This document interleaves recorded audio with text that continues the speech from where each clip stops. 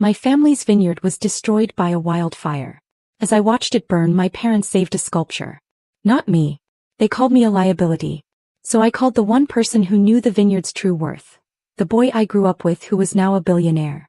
He answered on the first ring, and with 2 words he changed everything. He said, "I'm coming."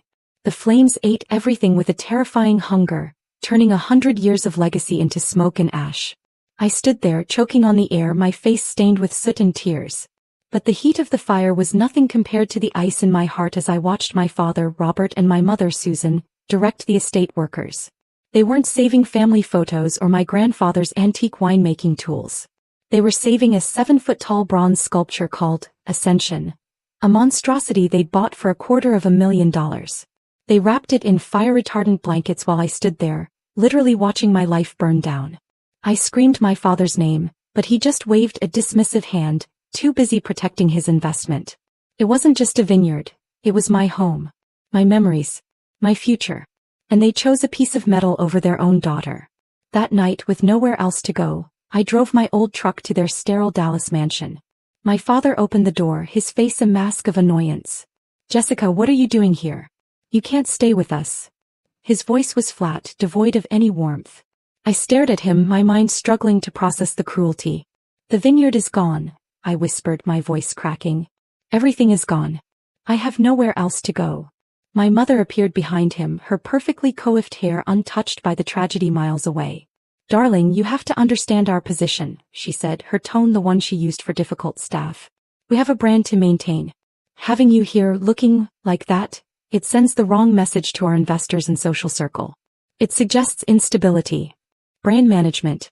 That's what I was. A risk to their portfolio. A dip in their social stock." My father nodded in agreement. "It's a strategic decision, Jessica. Your trauma is a liability we simply cannot afford right now. It's messy." I felt the ground disappear from under me. They weren't my parents. They were corporate raiders, and I was a failed asset being liquidated. I must have looked as broken as I felt because my father's expression softened, but not with pity. It was with impatience. He disappeared for a moment and came back holding a small blackened leather book. "This survived. It was your grandfather's." He pushed the scorched journal into my hands. It was a final, callous dismissal. A worthless, burned book in exchange for a home, a family, a life. He closed the door with a quiet, decisive click, leaving me alone on his marble porch with nothing but ashes and the ghost of a man who would have saved me first. The engine of my old pickup coughed to life, the only familiar sound in a world that had become silent and strange. I had $118 to my name and a quarter tank of gas.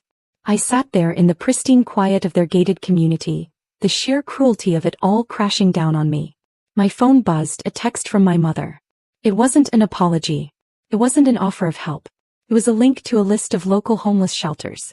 The message below it read, "Perhaps this is the wake-up call you need to start planning your future more responsibly. They might be able to help." Homeless. My own mother called me homeless. That one word, so clinical and cold, did something to me. The despair that had been choking me began to harden, crystallizing into something sharp and unbending. Resolve. As I stared at their perfect house, my mind didn't see the parents who had just abandoned me. It saw a sun-drenched afternoon years ago, back at the vineyard.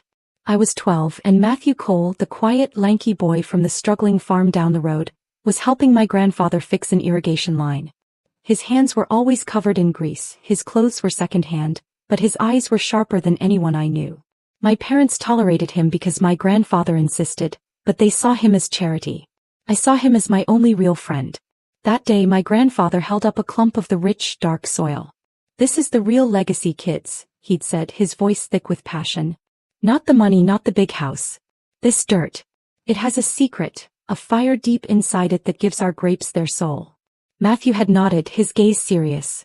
"I can feel it," he'd whispered, letting the soil run through his fingers. "Feels warm." We were the only two who ever understood what he meant. We were heirs to the vineyard's spirit, not just its property. My parents had inherited the land, but they'd never understood its soul. They saw it as a backdrop for their social climbing. Matthew and I, we saw it as a living thing. Now, sitting in my truck, clutching my grandfather's scorched journal, I knew there was only one person on this earth who would understand the depth of what I'd lost. My finger hovered over a name in my phone I hadn't called in a decade. Would he even remember me? He was a tech mogul now, a name whispered in business magazines. What if he was just like them now, cold and calculating? But I had nothing left to lose. I pressed the call button before I could lose my nerve. My parents had just made the biggest mistake of their lives. They had no idea who they'd just turned away. And they had no idea who I was about to call.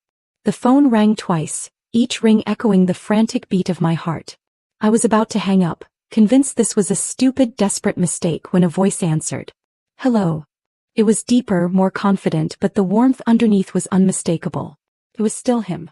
Matthew. My voice was barely a whisper. It's Jesse. Jesse Miller.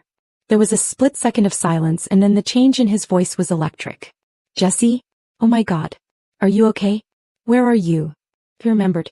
Not only did he remember, but his first thought was for my safety. The dam inside me broke and tears I didn't know I had left started streaming down my face. I'm so sorry to call you like this, I sobbed. I know it's been forever, I didn't know who else. Stop, he said, his voice firm but gentle. Don't you dare apologize. You can call me anytime for anything. You know that. Now tell me what happened. So I told him everything. The fire. The sculpture.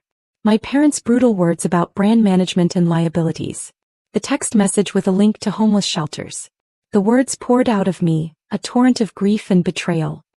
He listened without interruption, his silence punctuated by quiet, sharp intakes of breath that sounded like controlled rage. When I finished, the silence on the line was different. It was heavy, dangerous.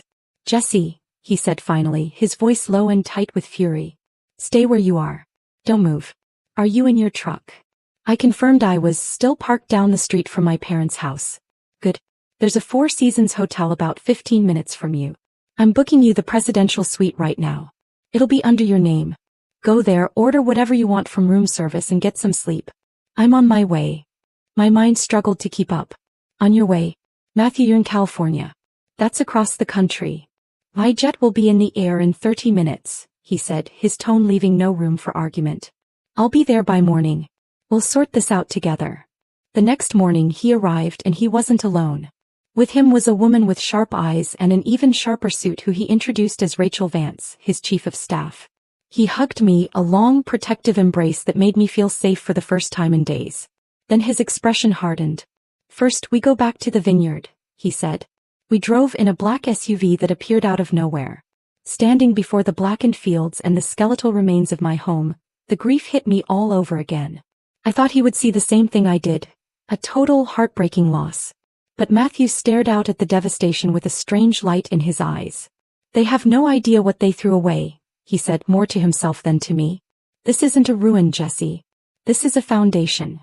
I stood there in the ashes, clutching my grandfather's journal like a shield. The smell of wet soot hung heavy in the air, a constant reminder of all I had lost. My body shook with a grief so profound it felt like a physical illness. Matthew put a steadying arm around my shoulders. He loved this place more than anything, I whispered, my voice hoarse. He used to say the land had a fire in its heart. As I spoke, my grip on the journal tightened and a few stiff yellowed pages, tucked into a pocket inside the leather cover, slipped out and fluttered to the ground. Matthew bent down to pick them up, his brow furrowed in concentration. They weren't journal entries. They were old, folded documents, brittle with age. He carefully unfolded one. Jesse, what are these? He asked, his voice suddenly charged with excitement. They look like geological surveys. He pointed to a series of complex diagrams and notations. By God. Look at this. Thermal gradients, seismic data. Jesse, your grandfather wasn't being poetic. There's a massive geothermal energy source right beneath our feet. A unique one. Clean, powerful, and completely untapped. It was the legacy blueprint. The secret my grandfather knew the land held. As we were trying to process the magnitude of this discovery, Rachel Vance's phone rang. She had been standing off to the side, quietly making calls since we arrived. She listened for a moment, her expression unreadable, before saying, "Send me the documents immediately. I'll confirm." She hung up and turned to us, her eyes locked on me. "Jesse," she began, her voice calm and precise, "I've been reviewing the property's public records with our legal team. There's something you need to know." She took a deep breath.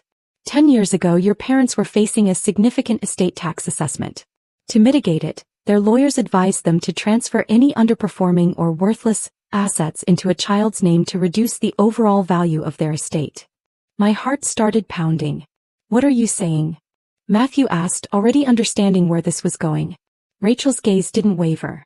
They saw the vineyard as a financial drain. "So, to dodge a tax bill, Robert and Susan Miller signed 100% of the deed for these 900 acres, and all mineral and resource rights solely into your name. The transfer was irrevocable." She held up her phone, displaying a digital copy of a legal document. "They never told you because they intended to have you sign it back once you were older, but they forgot. They forgot they'd given you everything." The world tilted on its axis. The surveys in my hand, the deed on Rachel's phone. My parents, in their endless greed and arrogance, hadn't just abandoned me. They had accidentally made me the sole owner of a future tech empire. The next few weeks were a blur of strategy sessions and legal briefings. Matthew's company, Nexus Terra, was a global leader in sustainable technology. The geothermal source beneath my land wasn't just a lucky break. It was a revolution. His team of engineers and architects began drafting plans for something extraordinary, the world's first truly green hyperscale data center, powered entirely by the clean energy pulsing beneath the ash.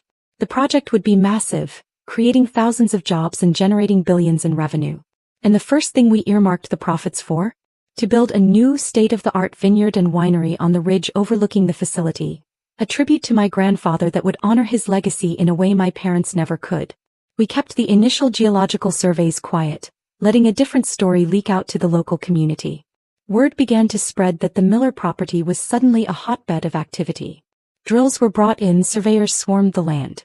The rumor my parents heard, the one we wanted them to hear, was simple and believable.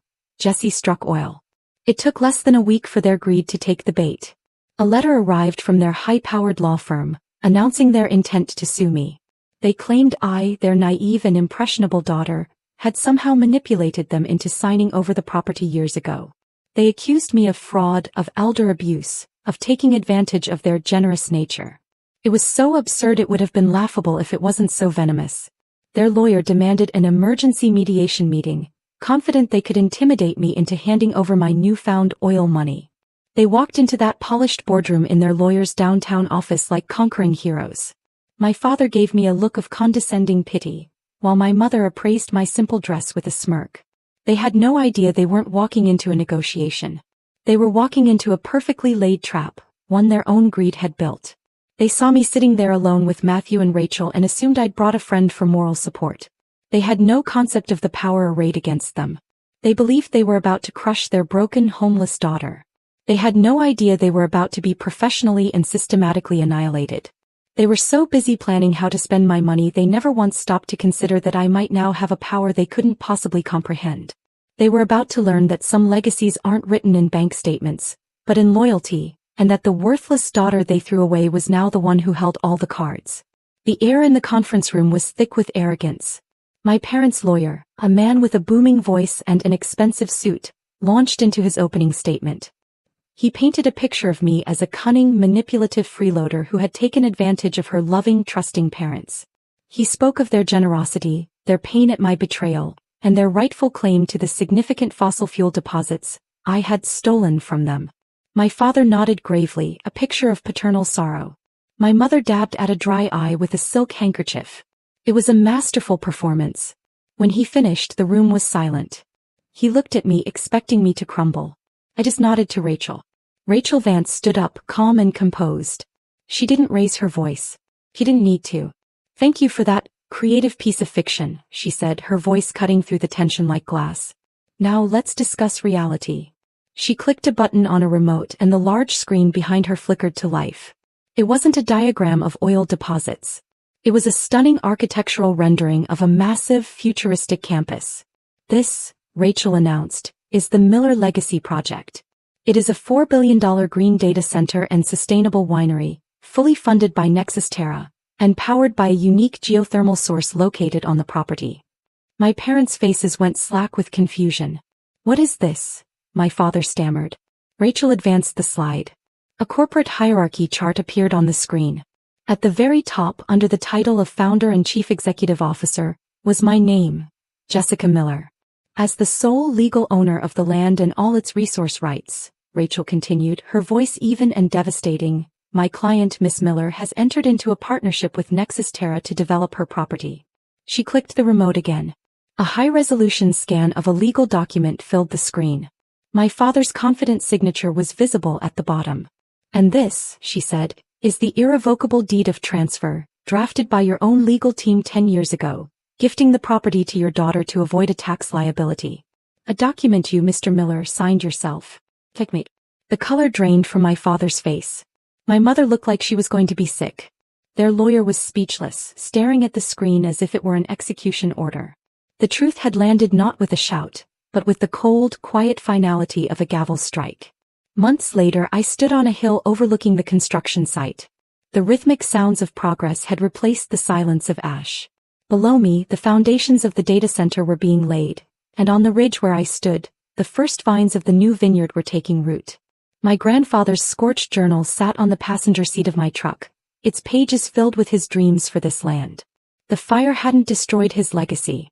It had burned away everything that was holding it back. It had burned away my parents' greed, their shallow ambitions, their control over me. It had cleared the way for something better, something true. I wasn't homeless.